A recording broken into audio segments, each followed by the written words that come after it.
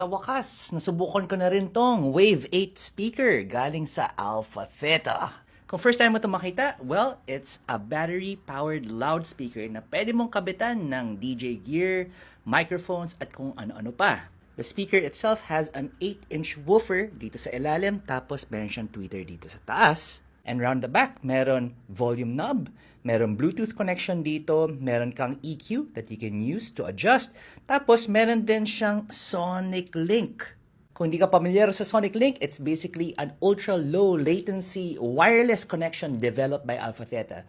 That means you can connect to the speaker using something like the XDJ AZ or the Omnis Duo, tapos pwede kang tumugtog wirelessly. And kung gumagamit ka ng controller na walang Sonic Link, it comes with a transmitter.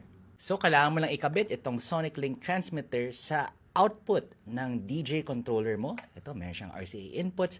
And then, magbo-broadcast to papunta doon sa Wave 8 speaker. Sabi ko kanina, may iba pa siyang connectivity. So, buksan natin itong likod. Meron siyang pares na combo XLR or TRS jacks. Tapos, meron siyang quarter inch o yung PL na mic. Pati meron din siyang line out na XLR. So, kung gusto mo to i-series or i-chain sa isa pang speaker, whether that's a Wave 8 or another PA, you can do it.